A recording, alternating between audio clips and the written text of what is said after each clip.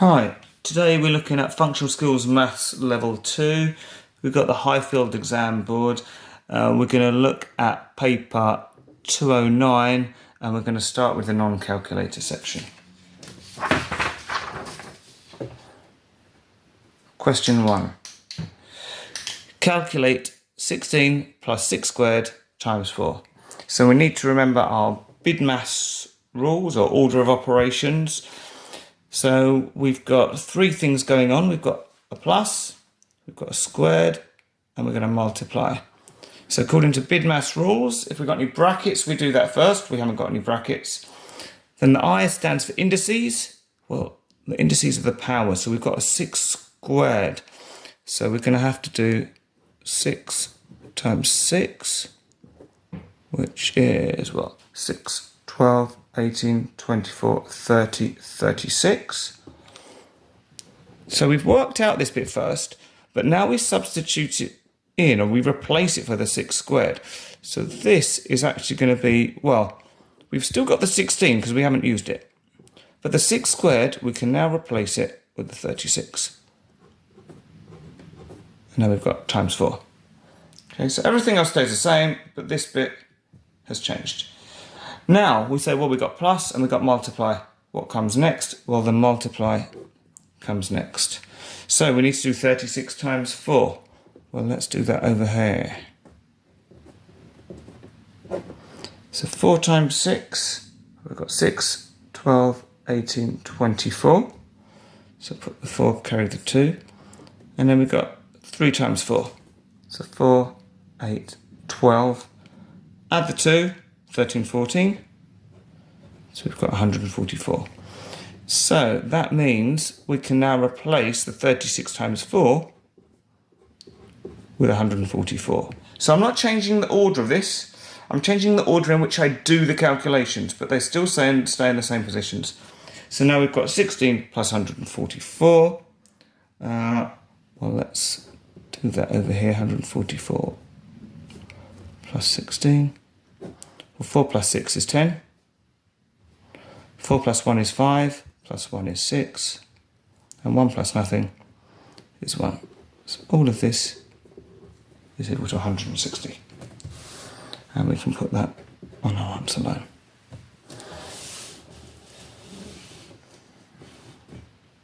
Okay, question 2. Calculate 15% of 390. Right, well, we're going to split this up. What you could do is some people will say, right, well, I've got 15%, so that's 15 over 100 times 390. And maybe you could cancel a 0 and you could work this out. I'm going to go for a different method, which I think is easier. So I'm going to say, well, 15%, well, that's the same as 10% plus 5%. Well, I know that 10% of 390, well, if I want 10%, I can just take the 0 off. So that's 39. Now, if I want 5% of 390, so we've worked out the 10%, we want the 5% now. Well, 5% is half of 10. So that means I need half of 39. So in other words, what we need is 39 divided by 2. So let's do that using our bus stop method. So how many times does 2 go into 3? Well, once 2 is 2. 2 2s are 4 would be too many, so 2 goes into 3 once, but with 1 left over. So how many times does 2 go into 19? 2, 4, 6, 8, 10, 12, 14, 16, 18, 20 would be too many, so we're going to stop at 9 times. And we've got 1 left over. Now we could just put remainder 1, or I can put 0.0, and that gives me somewhere to carry over my 1. Now, because we put the decimal point there, we need to put it up here. So now we say, how many times does 2 go into 10? 2, 4, 6, 8, 10. That's 5 times. So 5% of 390, or half of 39, is 19.5.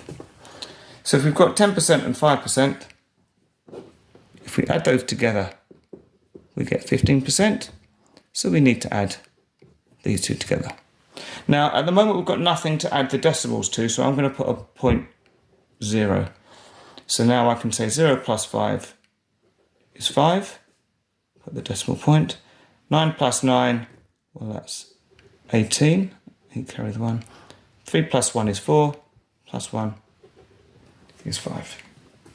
So we've got our answer of 58.5. If you had worked it out a different way or ended up with 58.5, that would be fine as well.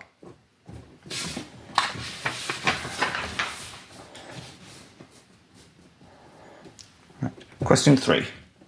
Calculate the median and the mode of this set of data.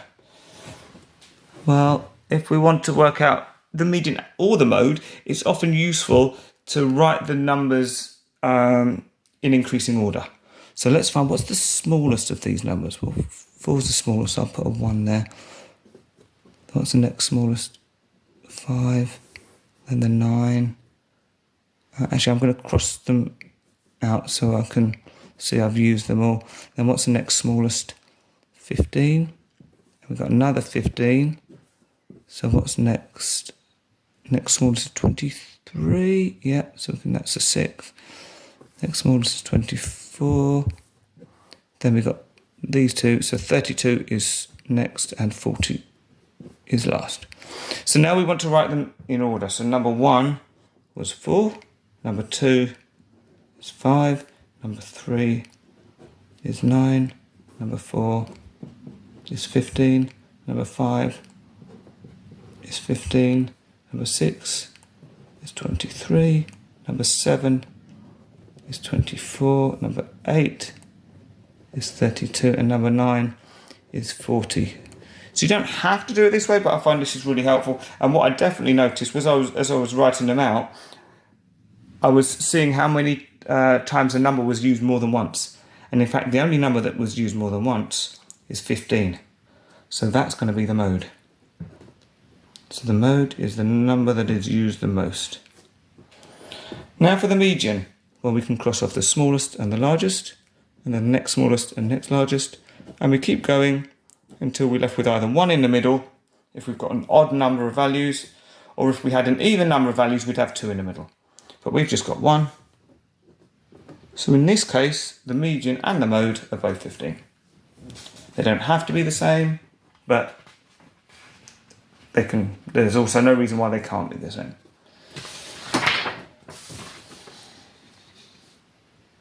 Okay. Question 4. You work for Highfield Advertising and Promotions. You're sending out new promotional material to customers. 1/3 are leaflets. 2/5 are brochures. The remainder are catalogues. What fraction of the promotional materials are catalogues? So let's think of it like this. We've got 1/3 are leaflets and 2/5 are brochures. And the remainder are catalogues. Now, because these are fractions, we know if we add all the fractions together, the answer is going to be 1. Okay, so we're trying to find out what this missing value is. Well, it doesn't help that we've got different denominators here. So what we can do is, well, we can add these two together and use that to work out what the missing value is. So in other words, we're saying, what is 1/3 plus 2/5? Right, well, if we're adding fractions together with different denominators, we look and say, well, does one of the denominators go into the other one? Well, 3 doesn't go into 5, well, not without remainder anyway. So we need to find a common multiple, so a number that both 3 and 5 go into. So I like to take the biggest number and go up through the times table of that bigger number until I find a value that that's also a multiple of 3. So for example, 3 doesn't go into 5, we know. Well, the next multiple of 5 would be 10. 2 5s are 10. But 3 doesn't go into 10. 3, 6, 9. No, that's not going to work. Well, 3 fives are 15. Well, I've sort of said it already. If 3 fives are 15, well, we know that 3 and 5 go into 15. So that means that we can rewrite both of these fractions as being out of 15. So the 3 has now become 15. And we said that 3 fives were 15. So in other words, we're multiplying this by 5. So if we're multiplying the bottom by 5, to keep the value the same, we need to multiply the top by 5 as well. Well, 1 times 5 is 5. So I've just rewritten the fraction as having 15 as a denominator. I've not changed the value of it, but now we've got 15 at the bottom. So now we're going to do the same with this fraction. Now, this time we're going from 5 to 15. Well, it's not going to be the same multiple as this one. 5 to 15, well, 5, 10, 15, it's 3 times. So that means we need to multiply the top by 3 as well. That's 2 times 3, 2, 4, 6. So now we've got two fractions we want to add together. Both of them has got the same denominator. So that means the answer is going to have the same denominator. So we can just say, what's 5 plus 6? Well, that's 11. Right. So this is going to help us a lot. So now we can say, well, 11 fifteenths plus something is equal to 1. Well, 1 whole, you can think of it, well, actually, we're talking about fifteenths. So a whole would be 15 fifteenths. If we've already got 11 of them, how many more do we need to get up to 15? Well, if we've got 11, it's going to be 12, 13, 14, 15. Or in other words, 15 take away 11. So this must be 4 fifteenths. And this is going to be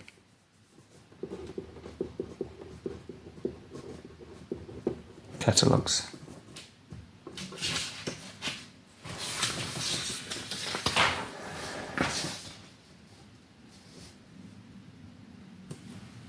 Question 5.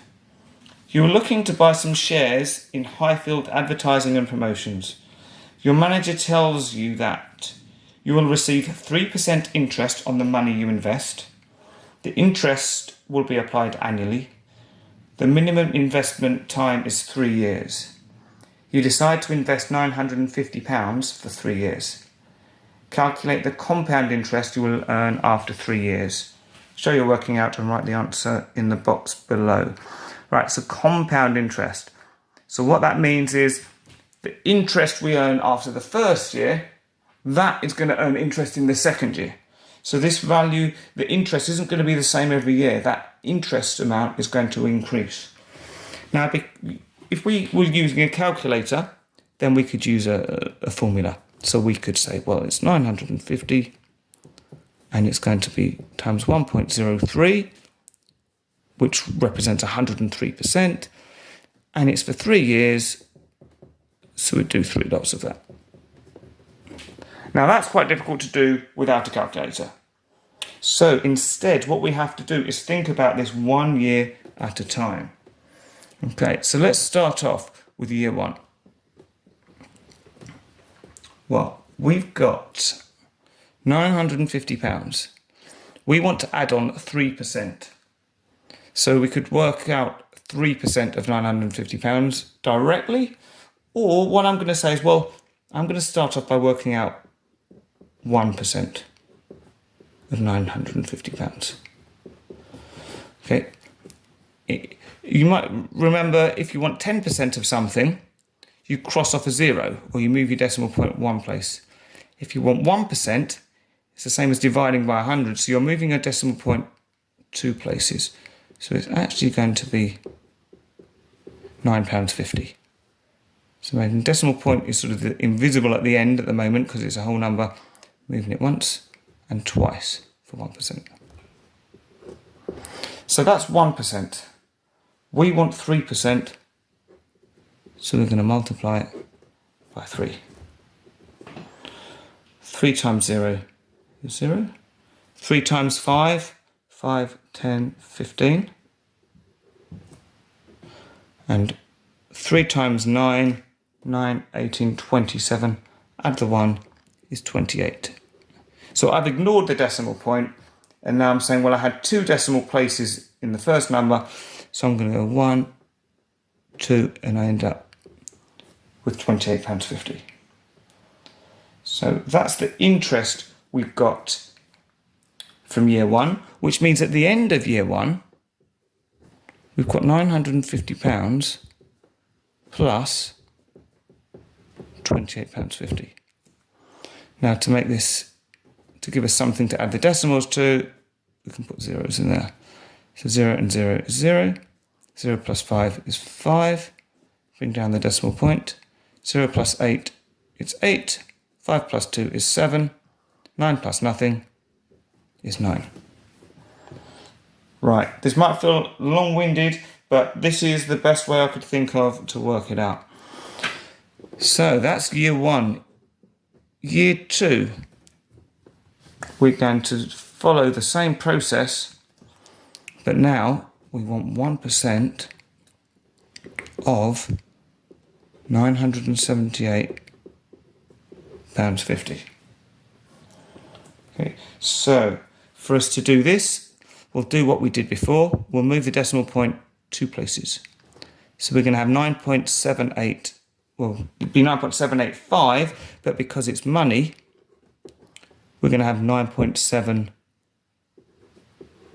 Because of 5, we're going to round it up, the 8 up to a 9. So 1% is £9.79. And you'll see that this 1% is more than the 1% in the first year, because this was just 1% of 950. But now we've added that first year's interest on, so it's not much, but a little bit more.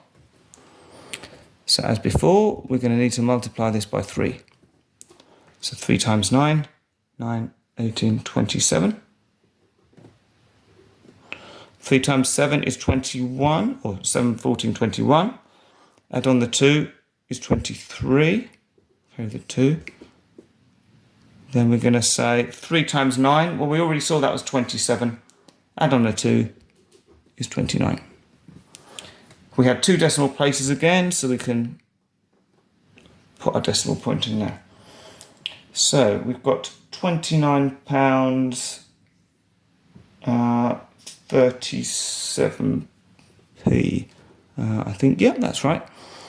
So we need to take our £978.50, which is what we started with at the beginning of the year, and add on the interest that we've earned, which is £29.37.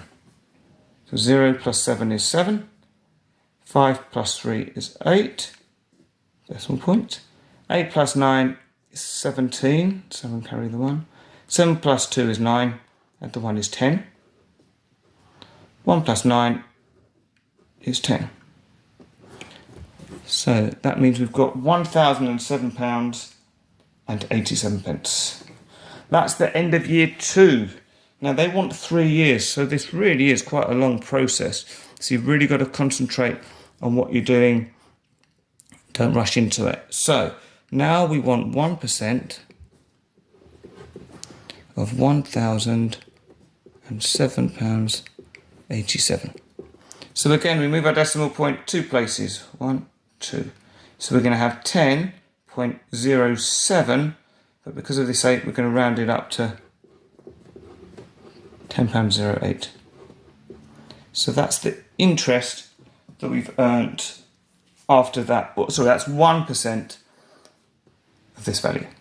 We want 3%, because it's always 3% for 3 years. 3 times 8, 8, 16, 24. So 4, carry the 2. 3 times 0 is 0. Add the 2 is 2. 3 times 0 is 0. And 3 times 1 is 3. We have 2 decimal places, so we're going to put a decimal point in there. Okay, so our interest in that third year is £30.24. Now, if they were asking us what's the value of this at the end of 3 years, well, then I'd need to add this interest onto my £1,000. But that's not what they're asking for. They're saying calculate the compound interest after 3 years. So that means we're going to need to add together all 3 lots of interest. So we had £28.50 in the first year. Then we had £29.37 in the second. And then £30.24 in the third. So 0 plus 7 is 7. 7 plus 4 is 11. 5 plus 3 is 8. Plus 2 is 10. Plus 1 is 11. And down the decimal. 8 plus 9 is 17. Add 1 is 18. 2 plus 2 is 4. Plus 3 is 7. Plus 1 is 8. So we get a total of £88.11p. If you've got a quicker way of doing it, do let me know, but that's the best way I can find it. And hopefully it's reasonably clear what you're doing. You just got to take your time because it's very easy to make mistakes, especially when you need to do some rounding when we're working out our 1%.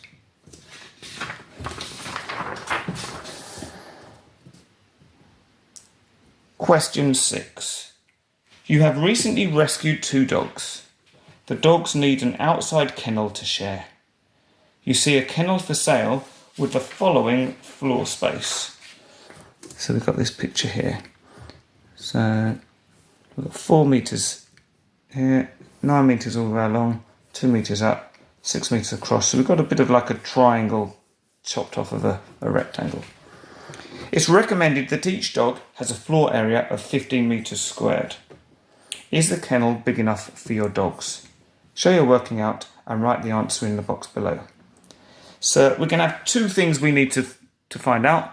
One is how much space we've got, and the other one is how much space we need, and then we can use that to see if we've got enough. Well, I'm going to start with how much we need. So we need 15 metres for each dog, and we've got 2 dogs. So we need 2 times 15, and we can use our, no, we can't use our calculator here, 2 times 15. So let's do that here. 2 times 5 is 10, 2 times 1 is 2, add 1, 3. So we need 30 metres squared. Well, how much space have we actually got? Well, this shape here, 1, 2, 3, 4, 5, it's 5 sides. We've got a pentagon. I don't know a nice way of working out the area of a pentagon. So what I'm going to do is I'm going to split this shape up. And draw a line down there. And I'm going to say I've got a rectangle here, because I know how to work out the area of a rectangle. And I could split it here as well. So I'd have another rectangle and a triangle. But this shape, well, I know what this shape is. And this looks like a trapezium. Now it might help for you to sort of rotate this shape and think of it like that. Okay, what we'll do is we'll work out some of these measurements first. Actually, we can put them on. So the top of this shape is going to be this 2 metres here. The bottom of the shape, well, it's going to be this length down there, which is 4 metres. What we don't know is how high it is. Okay, so that's what we're going to work out. So we want to know what this distance is. Let's mark it on. Well, if all of this is 9 metres and this section is 6, well, this must be the difference. So 9 minus 6 is 3 metres. So we can put that measurement on there. So that's going to be useful in a moment when we're working out the area of this one. But I'm going to start off by working out the area of a rectangle, which I know is the length times the width. My length is 6. My width is 4. 6 fours, 4, 8, 12, 16, 20, 24. So we've got 24 metres squared. Well, we've got a trapezium. So the area of a trapezium, you need to remember this formula, a plus b divided by 2 times h, where a and b are the parallel sides. So you didn't have to draw it this way, but I just find it easier because I think of it as the top and the bottom. So a and b are parallel sides, so we've got the 2 plus the 4.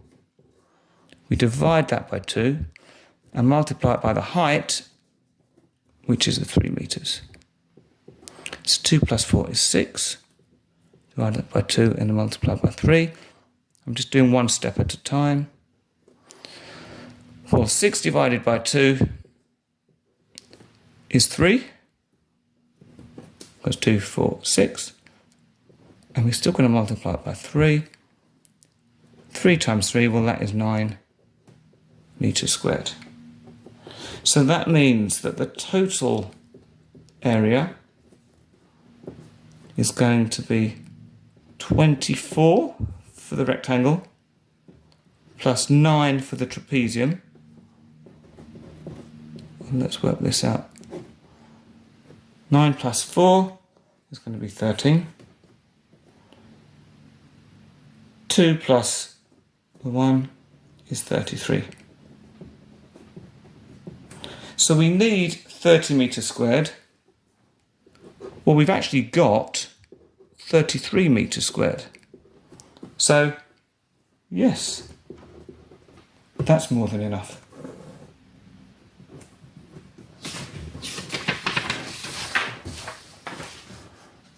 Question 7. Your friend Joanne volunteers at the kennels. There are 12 volunteers in total. Only 8 volunteers are needed per day, and they're chosen at random. The kennels are split into small dogs and large dogs.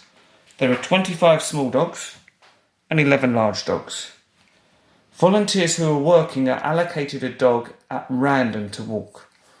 On any given day, what's the probability of your friend Joanne working and being allocated a large dog? So we've got 2 bits. We've got the probability of them working and probability that get a large dog. So let's think about this first. Well, the probability of them working, there's only 8 volunteers. So they only use 8 volunteers, but there's 12 altogether. So the probability of her working is 8 out of 12. Now, if they were only using 1 volunteer a day, then it would be 1 out of 12, because she's just one person. But they're picking 8 people, so 8 out of the 12. Then we need to multiply that by the probability of a large dog. Well, 25 are small and 11 are large. So altogether, that's going to be, let's do 25 plus 11. 1 plus 5 is 6. 2 plus 1 is 3. So we've got 36 dogs. So the probability that it's a large dog is going to be 11 large dogs out of 36. Right, so to multiply this all out, we can multiply the top and multiply the bottom. But before we do that, because that could get a bit messy, we could get quite big numbers, we can look and say, well, actually, is there any way of simplifying any of these fractions? And I'm looking at the 8/12ths, and I'm saying, well, actually, 8/12ths, I know that can be simplified, because 2 goes into 8 and 12. So if we divide both by 2, well, 2 goes into 8. 4 times, or half of 8 is 4, and half of 12 is 6. And I'm saying, well, they're still even. So I can divide by 2 again. Half of 4 is 2, and half of 6 is 3. So we can replace the 2/3 for the 8/12ths. So we can say that actually this is the same as 2/3 times 11 over 36. And hopefully you'll see, that's already made it easier. We're going to have smaller numbers. Now, if you wanted, you could also cancel on the diagonal here, the 2 and the 36. I won't do that, just because I don't think I need to. I don't want to kind of overcomplicate it. But if you can cancel these numbers, that's fine. What I'm going to do instead is say, well, let's multiply this out. So we're going to do 2 times 11 2 times 1 is 2. 2 times 1 is 2. So we're going to have 22 on the top. And 3 times 36. Let's move this up here.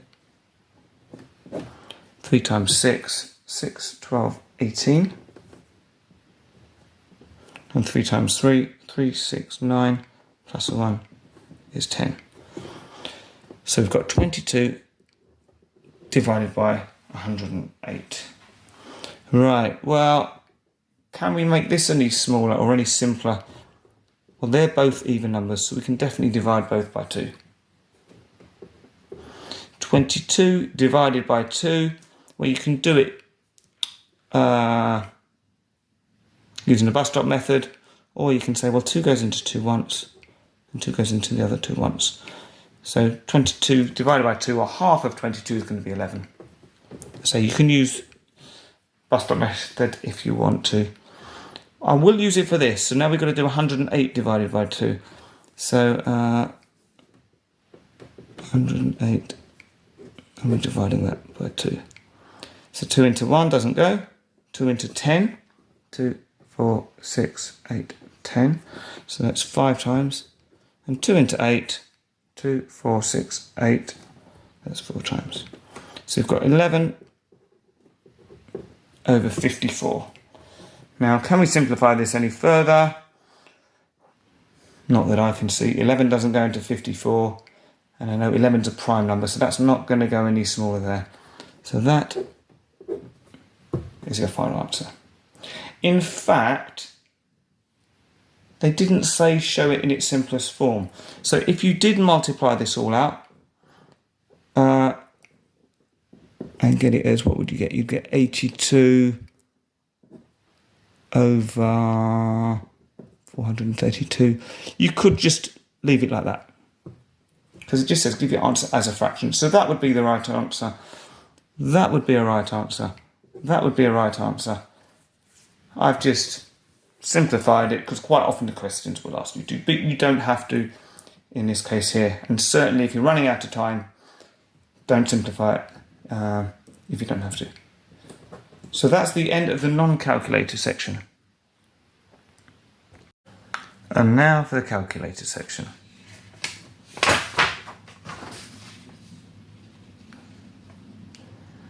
Question 1. Calculate 23% of 591. Okay, so we're going to say 23%, so that's 23 over 100 times 591. So we've got the calculator here. 23 divided by 100 equals times 591.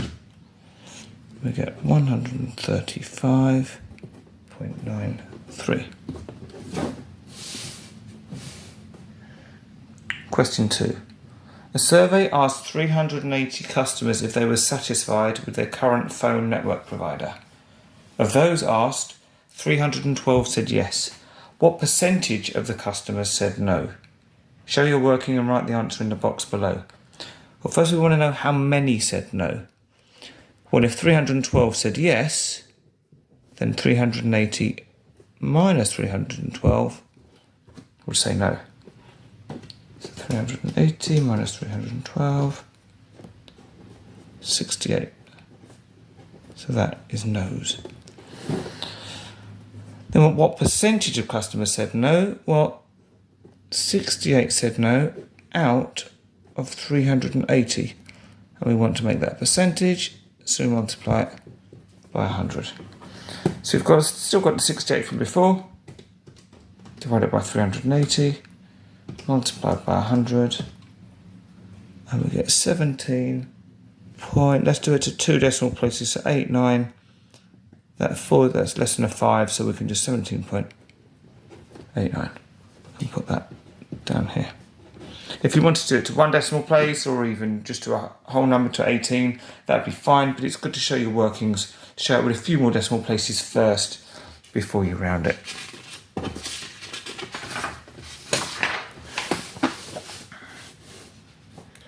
Question 3. Show how you could check your answer to question 2. Right, well, if you remember, that's where we had, let's bring it back here. We did this calculation here, 68 divided by 380 times 100 equals 17.89. Well, if we want to check it, we could do it backwards. So that means starting with our answer of 17.89. Well, if you remember, we divided by 380 and then multiplied by 100. So if we do the opposite, we divide it by 100 and then multiply it by 380.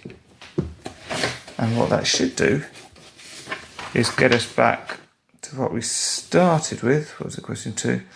Which was a 68. So let's see what we get. So if we do 17.89 divided by 100 times 380, and we get 67.982. Now we were expecting 68. Well, we can say that's approximately equal to 68, so that's okay. The reason it's not exactly 68 is because we had a little bit of rounding here, so that's fine.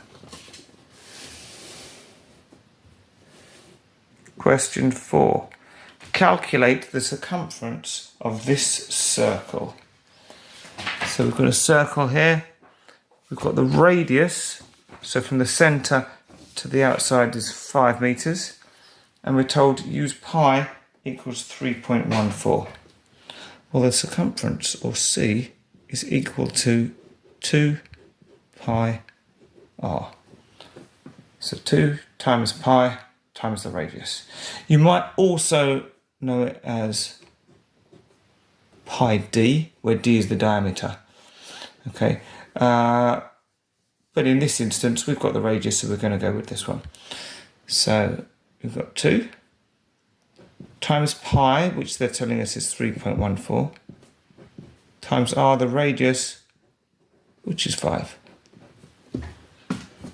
So we've got 2 times 3.14 times 5, and that's giving us 31.4, and it's meters, so that's going to be meters because it's the circumference, so it's a length.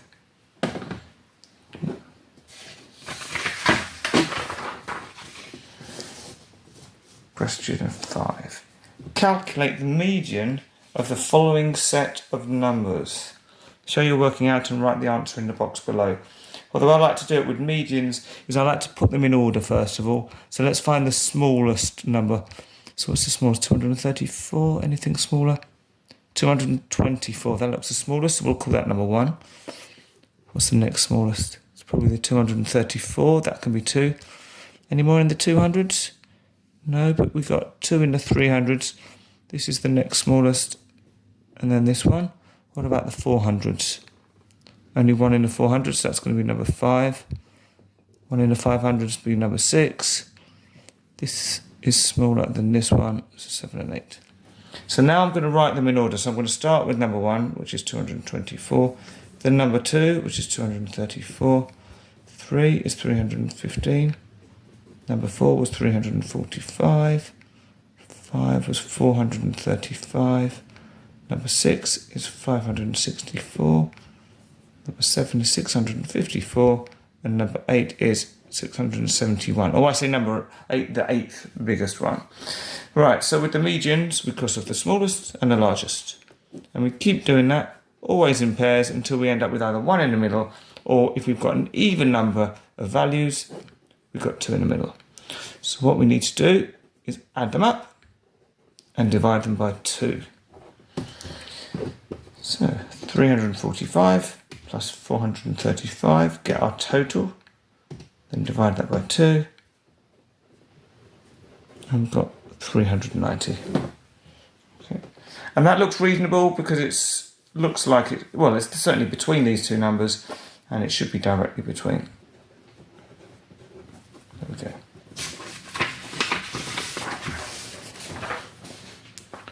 Question 6. 3 corners of a rectangle are marked on the grid below. Okay, so we've got 1, 2, and 3. Now the question is down here. what are the coordinates of the fourth corner? Right, so first of all we want to mark the fourth corner. So what we can do, we don't know where the fourth corner is yet, but if we connect these together,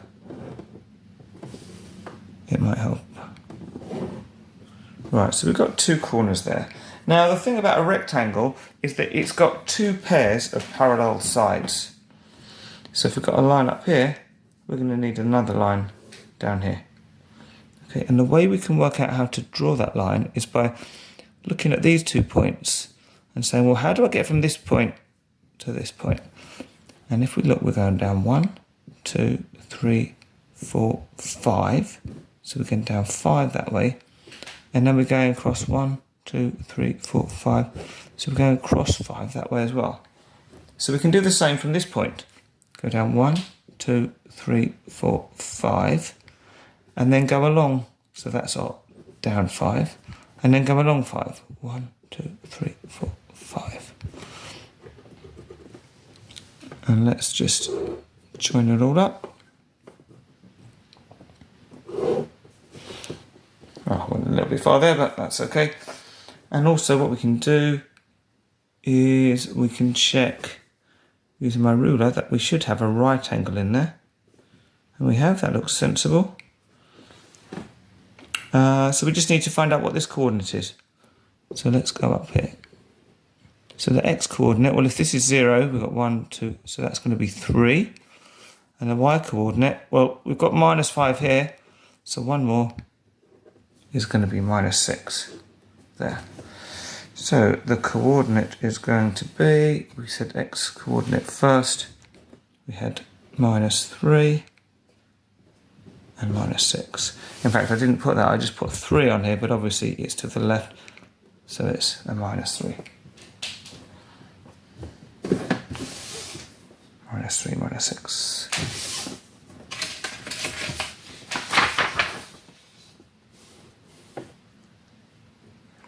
Question 7.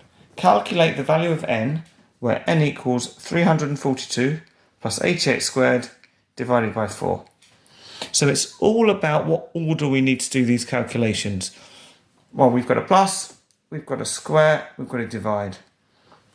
Well, if you're thinking bid mass, we've got brackets first, we haven't got any brackets. I is for indices, so that's going to be the squared bit. So we want 88 squared. Or in other words, 88 times 88.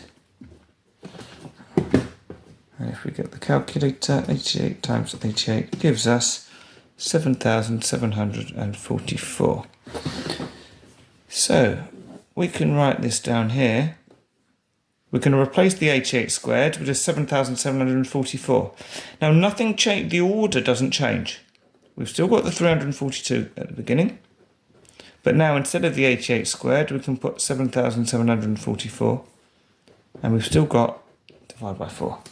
So we've just got to think what comes next now. Addition or division. Well, in bid mass, we have BID comes next. So we're going to do the division.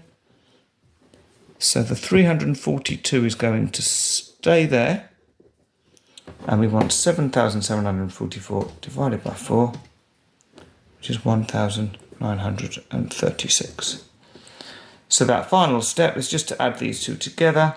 So we've got that. We add on the 342 and we get 2,278. And we can pop that in there.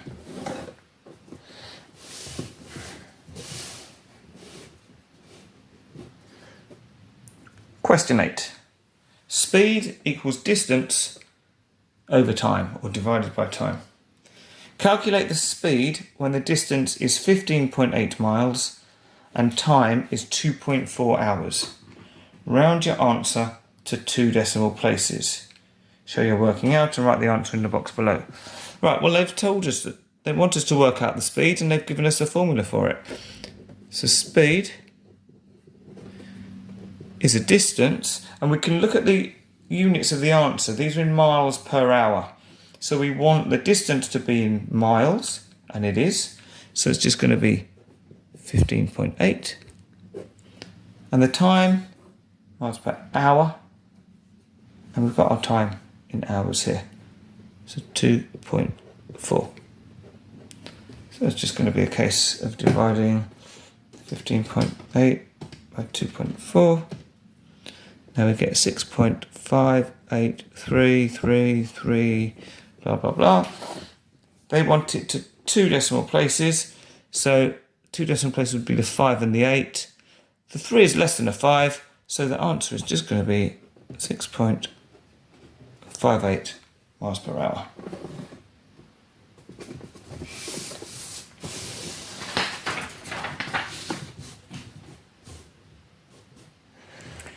Question 9. What is 18 out of 63 as a fraction? Simplify your answer. Well, the first bit, the fraction, 18 out of 63. There's my fraction. So that would get me 1 mark.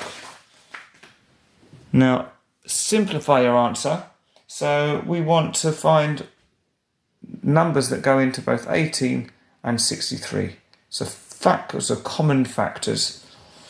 Okay, so what numbers go into 18 and 63? Let me just write that 18 a bit clearer. Hopefully that's better. I'm not sure if that's really helped. Let's write that again. 18 out of 63. Okay, so well, we can start with 18. What numbers go into 18? So factors of 18. Well, of course, we've got the number 1 itself. And 1 goes into 18 times. Well, 2 goes into 18. And in fact, we can use the calculator for this as well. So we know 2 goes into it. 18 divided by 2. Well, it goes 9 times. Okay, and I think there's probably also 18 in the 3 times table. So 18 divided by 3, we got 6. So we've got 3 goes into it, and it goes in 6 times. So these are all our factors of 18. Now what we want to find is, do any of these numbers also go into 63? And we want the biggest number that goes into it, ideally. Well, 18 won't go into it because it's an even number. So an even number can't go into an odd. What about 9? That's the next largest number. Well, we can check here. 63 divided by 9. Yes, it goes 7 times. So 9 goes into 18. 9 18 twice. And we just saw 9 goes into 63 7 times. So we get 2 over 7, or 2 sevenths.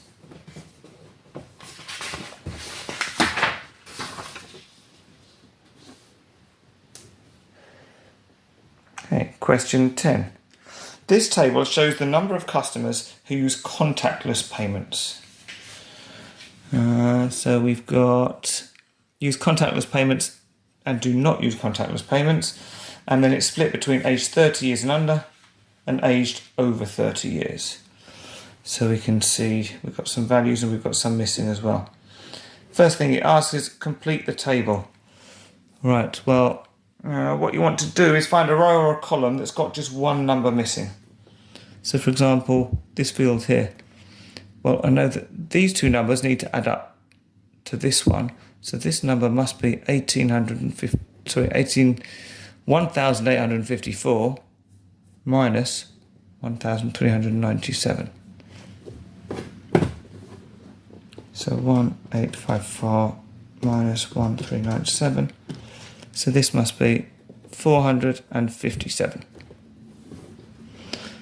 Now we can do something similar with this number.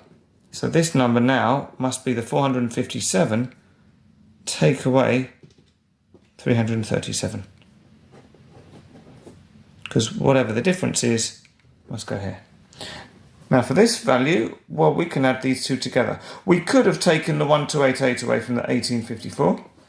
In fact, let's try that. So if we do 1854 divided by 1288, we get 566. But let's check it. So let's put that in my memory. If we do 446 plus 120, we also get 566. Let's check memory recall. Yeah. So we've completed the table. Then we're asked, what's the probability that the chosen customer uses contactless payments? And so I missed out the bit. A customer aged over 30 years was chosen at random. Okay, so we're only looking at a customer aged over 30 years. So that means it's a total of 457 people. So we're only looking at the 457. Really important that we pick that as our denominator.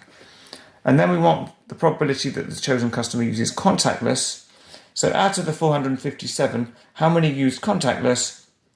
Well, it's 337. Okay.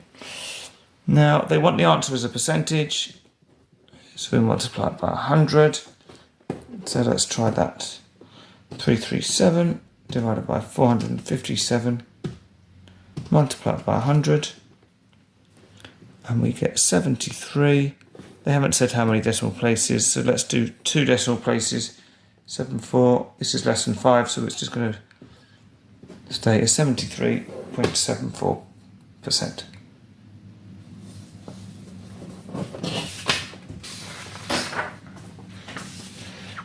Question 11.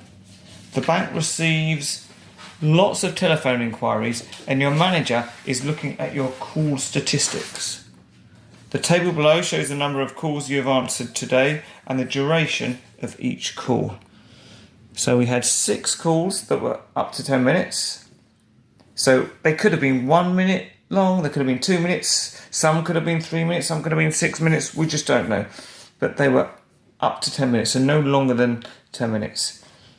Then we had 8 calls that were more than 10 minutes. Excuse me. More than 10 minutes to 20 minutes. So not between 10 and 20 minutes, really. 2 calls that were between 20 and 30 minutes, and so on. They've asked us to estimate the mean length of the calls you receive. Round your answer to the nearest whole minute. Right, the first thing we need to do with this is look at the word estimate. Now, usually estimate means round. In this case, the estimate is that we need to estimate how long the length of the call was for each of these ranges. Well, if it's up to 10 minutes, that basically means it's between 0 and 10 minutes. So we're going to go with an assumption that all the calls in this range, in fact, in all of the ranges, were bang in the middle, halfway between 0 and 10. And the way we find the value in the middle is we add them together and divide by 2. So 0 plus 10 is 10, divided by 2 gives us 5, and we call that the midpoint. So we can do the same with this range, between 10 and 20. So 10 and 20 is 30, 30 divided by 2, we can check it on here, is 15. So each time we're assuming it's the midpoint of the range. And you might see we've got a bit of a pattern going. So between 20 and 30, in the middle is going to be 25. Halfway between 30 and 40 is going to be 35. Between 40 and 50 will be 45. And between 50 and 60 will be 55. But you can check it on your calculator. But also check, because they won't always have the ranges exactly the same size. So make sure you do double check the starting and the end value each time. Right, so now that we've got the midpoints, we can forget about this information. We don't care about the size of the ranges. We've got the midpoints, that's what we're going to use. Now, if you remember when you're working out the mean, well, it's the total of all the values divided by how many? Or the frequency. Well, to get the total, we can't just add these up because these are the midpoints, but we had 6 with a midpoint of 5, 8 with a midpoint of 15. So what we actually need to do is multiply our frequency by our midpoint. So 6 times 5, we get 30. So what that means is all of the calls that fell into this range here had a total of 30 minutes. We can do the same with this one. So 8 times 15. That means that the total length of all the calls in this range are 120. So we're going to do this for all of them, multiply the frequency by the midpoint. So 2 times 25, we've got 50. 15 times 100, oh no, what is it? 15 times 35 is 525. 9 times 45 is 405. And 4 times 55 is 220. Right, so we said for the mean we wanted the total. Well, that's now going to be this total here. So we're going to take the 30, add the 120, add the 50, add the 525, add the 405, and finally add the 220, and we get 1,350 minutes. The total length of all the calls. So 1350. And we divide by how many? Well, how many is how many calls? So it's the frequency. So we also want the total of this. So we're going to have a 6 plus 8 plus 2 plus 15 plus 9 plus 4. We've got a total of 44. So 1,350 divided by 44. And that gives us 30.68. And it said round your answer to the nearest whole minute. Well, the nearest whole minute, we've got 30.6, so it's more than 5. So we're going to round it up to 31 minutes. And we can check that that makes sense because we expect the average to be somewhere in the middle, okay? Well, we've got 1, 2, 3, 4, 5, 6 ranges, so the middle would be somewhere around here.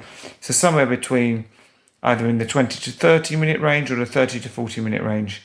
But we've got quite a lot here, so it looks sensible to be somewhere between these two.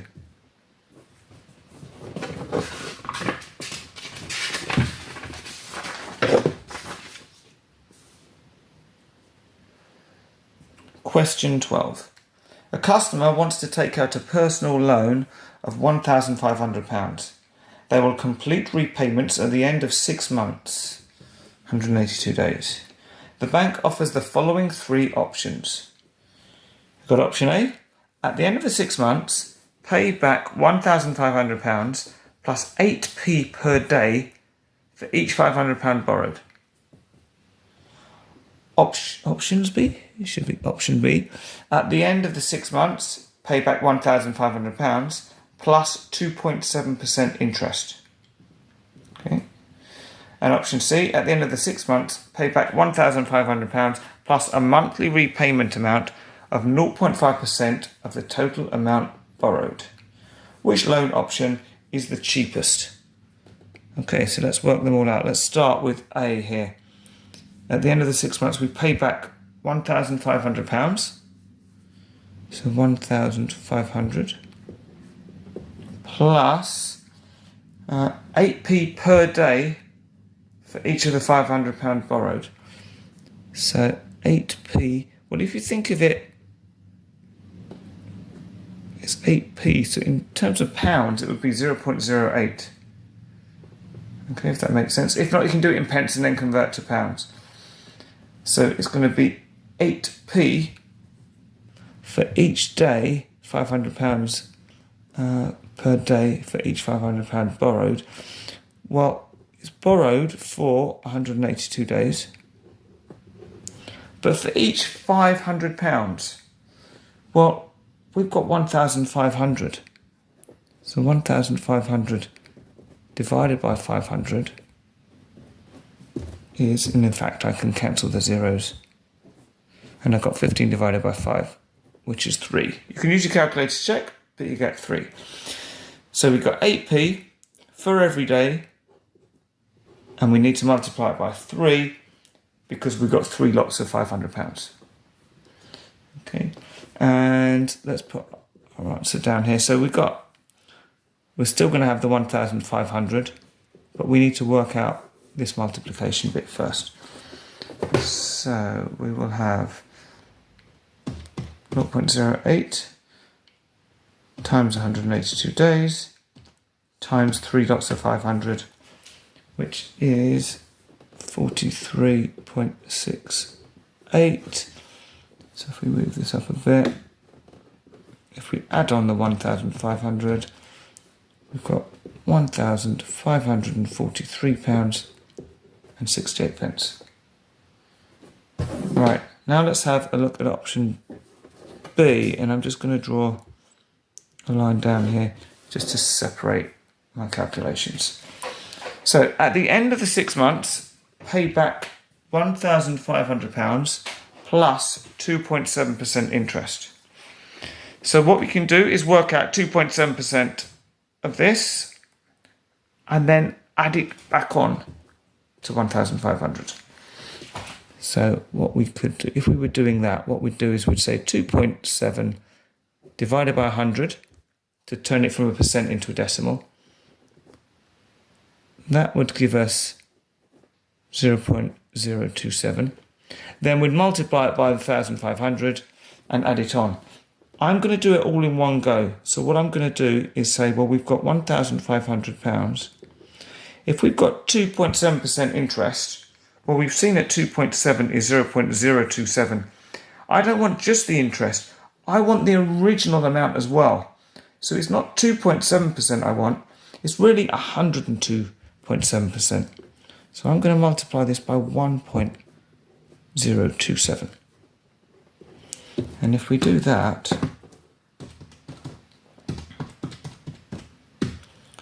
we're going to get 1,540.5. Well, it's money, so we're going to have to make it 50p. Yeah. If you don't like doing it in one go, let's say work out 2.7% and then add it on, but you'll find you get the same answer. Okay, so that was B. And then we've got to do the same calculation for C. Now, because we want which loan option is the cheapest, we have to do all three. There's no way we can tell if we've only got two of the answers there. What have we got? So option C, at the end of the 6 months, pay back £1,500 plus a monthly repayment amount of 0.5% of the total amount borrowed. So we've still got the 1,500 and then a monthly repayment. So we're going to add on. So that means we're going to have 6 of them. And it's 0.5% of the total amount borrowed. Well, 0.5%, like we did here, if we're trying to turn it into a decimal, we would say 0.5 divided by 100. So 0.5 divided by 100 is actually 0.005. So it's going to be 6 lots of 0.005 or 0.5% of 1,500. Okay, so I'm doing it all in one line, so you might want to break it up a little bit, but I'll just talk through that again. So we've got to pay back 1,500 plus a monthly repayment, and we've got 6 months, so we're going to have 6 of them, of 0.5%. So remember, this is how we worked out our 0.5% as a decimal. We divided it by 100. Of the total amount borrowed, which was 1,500. So we're still going to have the 1,500. And I'm going to work out this multiplication here. So we're going to have the 6 times 0.005 times 1,500. Which is 45. So if we add those together, we get £1,545 and 0 pence. I don't have to put that, but might as well. So which loan is the cheapest? Well, 1,545, that's more than 1,540. 1,543, that's more. So this is our cheapest, option B.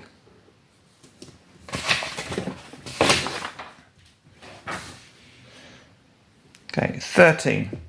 Highfield Bank records the profit in pounds made over the previous 2 years.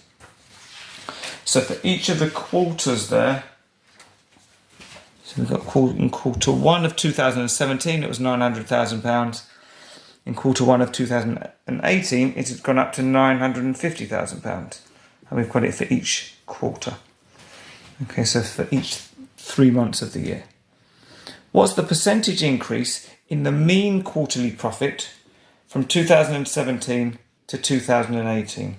So we want the mean quarterly profit. Well, we said before that the mean is the total divided by frequency, or how many. So we need the increase from one year to the next, so we're going to need the mean for both of these.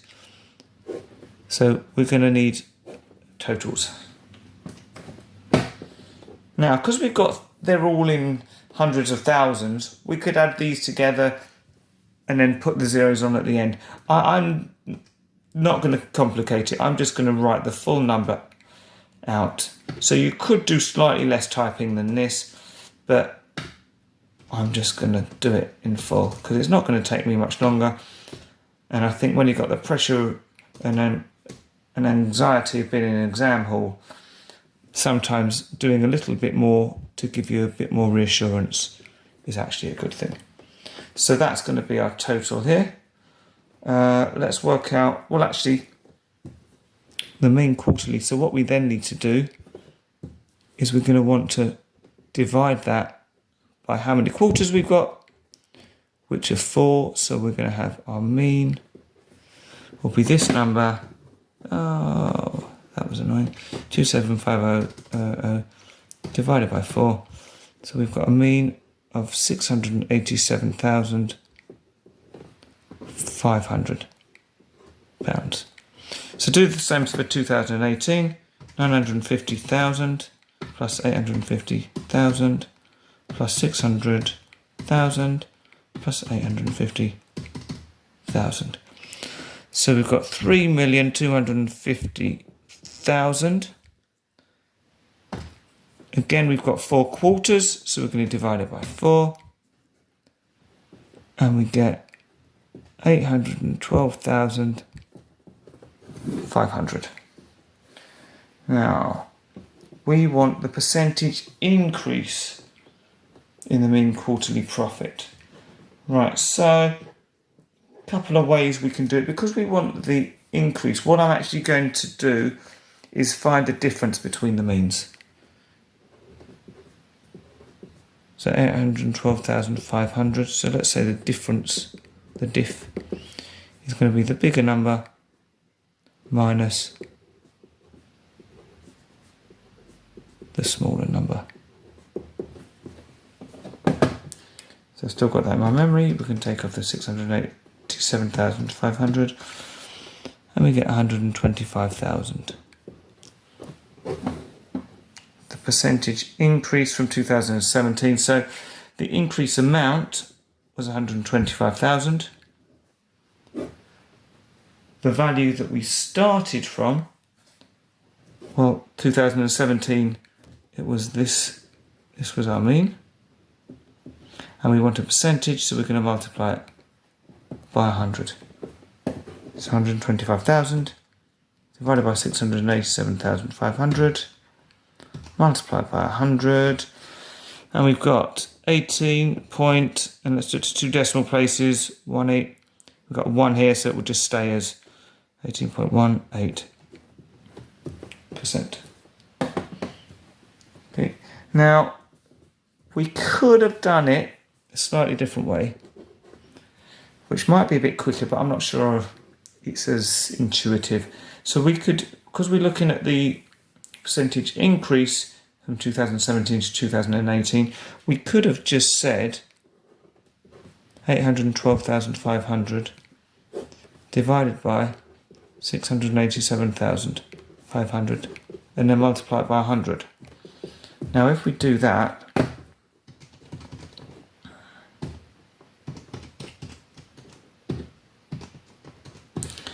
you'll see that what we get is 118.18%.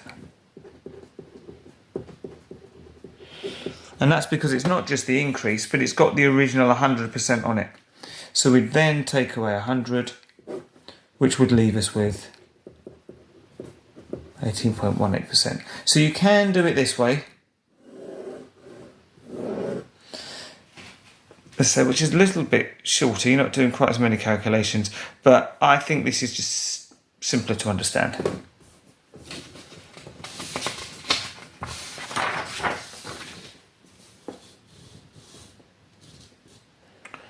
Question 14. The table below shows how much Highfield ground maintenance pays its staff. So if they're working from Monday to Friday, they get paid the hourly rate. If they work Saturdays, they get the hourly rate times 1 1/4. So they get an extra quarter of whatever the money was. And if they work Sundays, they get double the hourly rate. Okay, let's move this up here.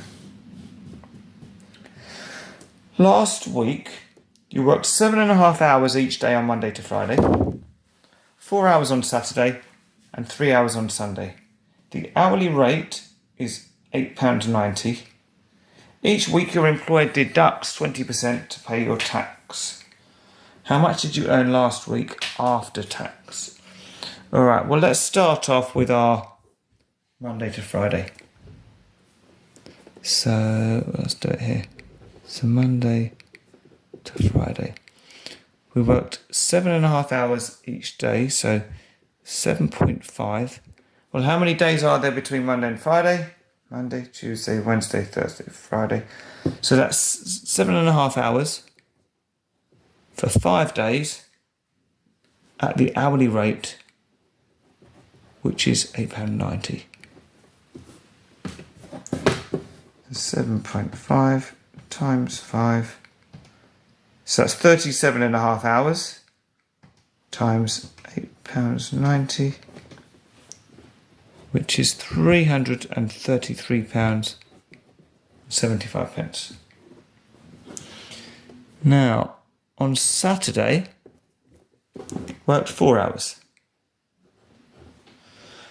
Now the rate was 1.25 of the hourly rate. So 1.25, well, if you think a quarter is 0.25. So 1.25 is going to be 1.25 times the hourly rate, which is £8.90. Okay, so it's not just £8.90, it's adding an extra quarter on, so 1.25. So we get 4 times 1.25, and then multiply that by the £8.90, which gives us £44, and it's money, so it's going to be 50. That's how much they got for the Saturday. And then on the Sunday, they worked 3 hours, double the hourly rate, so 2 times £8.90. So we've got 3 times 2 times £8.90 is £53.40. So let's add these up. £53.40 plus £44.50 plus £333.75. Get a grand total of £431.65. But each week your employer deducts 20% to pay your tax. So we can work out 20% of this and take it off. Or we can say, well, if we're taking 20% off, that means I'm going to be left with 80%. Because 100 minus 20 is 80. So we can say 80%, or 80 divided by 100, times £431.65. So we've got that in there already. So multiply by the 80, divide by 100, and we're left with £345 and 32 pence. So if you didn't like doing this 80% in one go, let's say you can work out 20% of this and take it off, but you'll get exactly the same answer.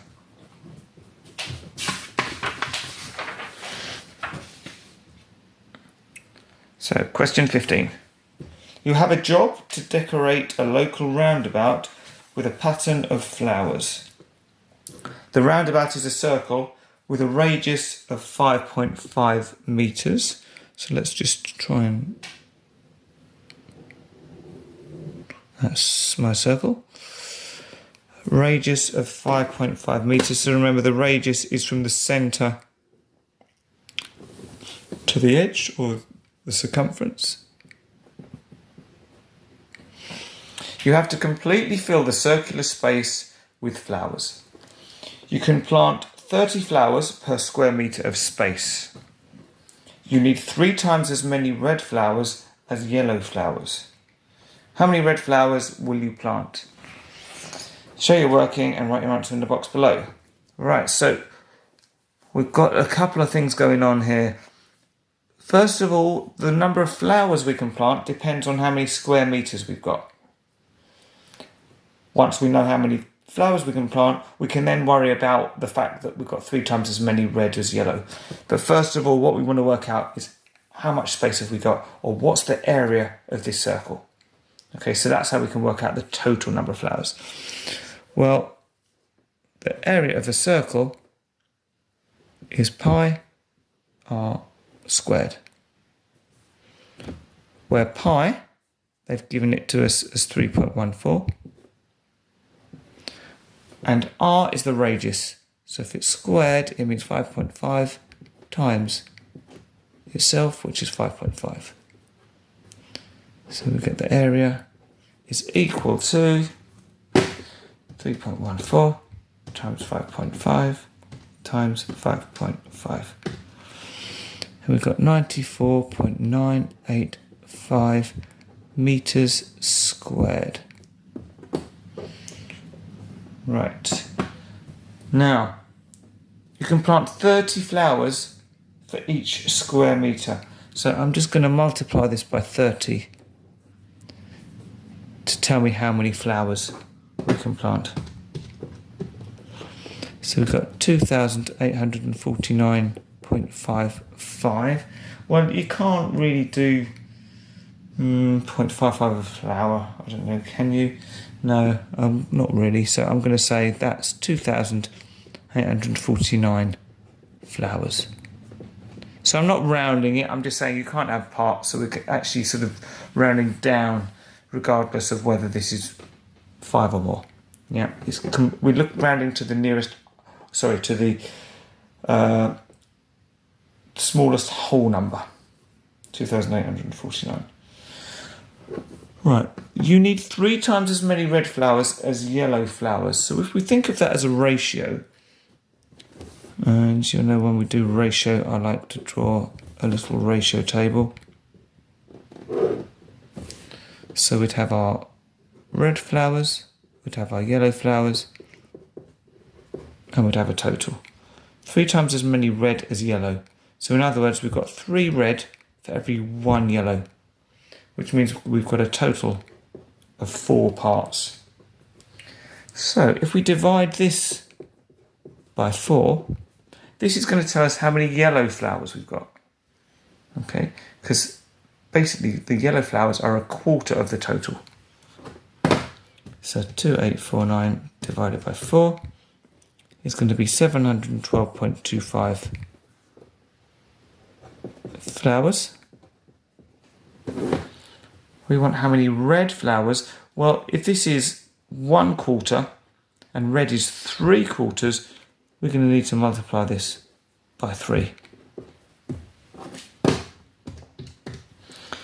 And we get 2,136.75.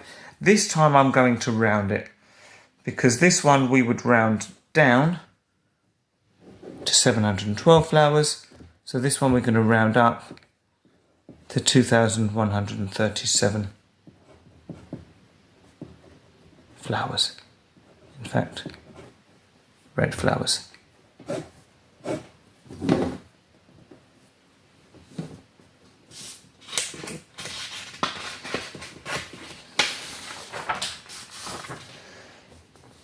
Question 16. You manager? Surely that must be your manager.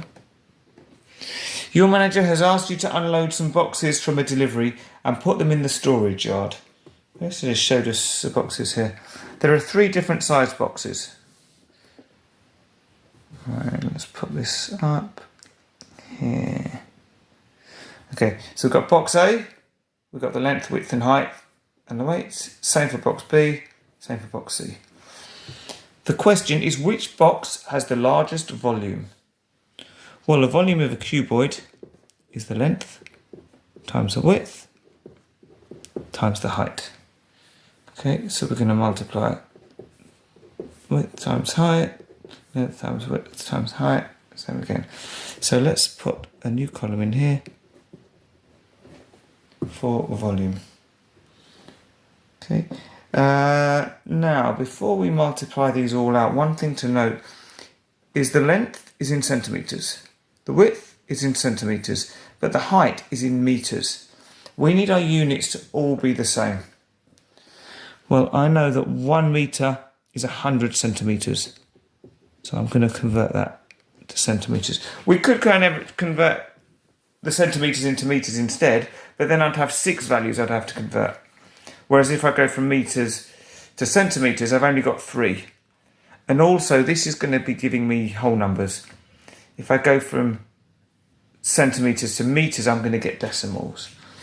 So if we want to go from metres to centimetres, well, 0.8 of a metre. Remember I said there was 100 centimetres in a metre, so we multiply it by 100. So that's going to be 80 centimetres. And we can do the same with this one, 0.9 times 100. So that's going to be 90 centimetres.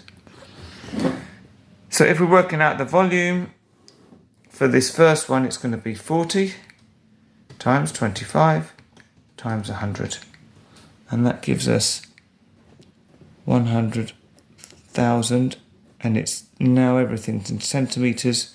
And it's volume, so it's going to be centimetres cubed. Now, for the next one, we're going to have 35 times 30 times 80. And we get 84,000 centimetres cubed. And the last one, we're going to have 38 times 28 times 90, which is 95,760 centimetres cubed.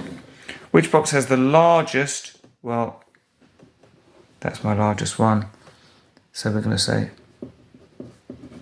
box A. And we've got our values to support it.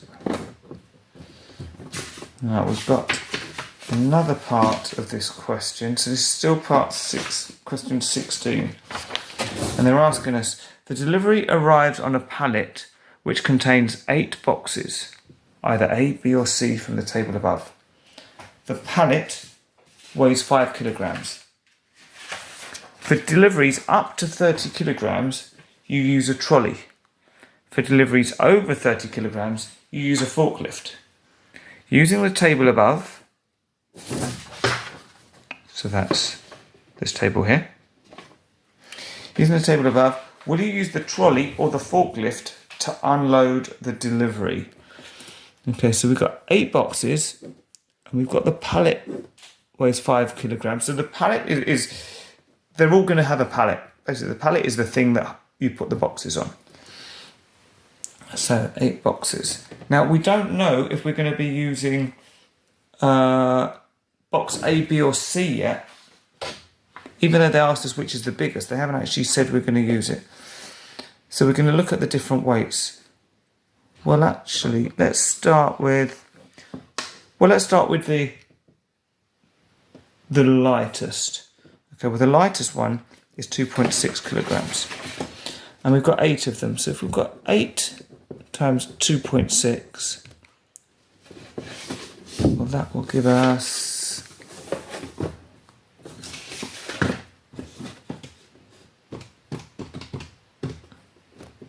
20.8. And then we need to add on the 5 kilograms for the pallet is 25.8 kilograms, which is less than 30 kilograms. Okay, so, well, that's what we know if it happened to be the lightest one. What about if we try, well, we could try the next heaviest, or maybe let's go right up to the heaviest box. Box B is 3.1 kilograms.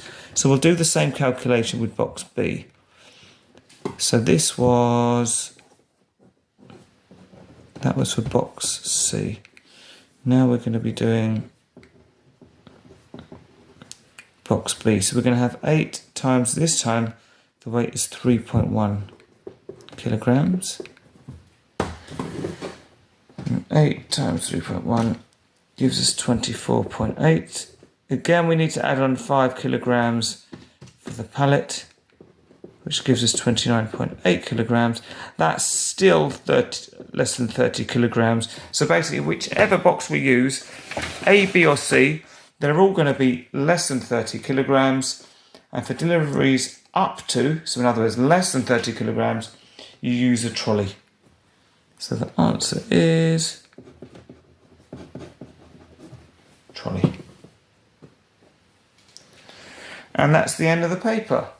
So I hope you found that helpful.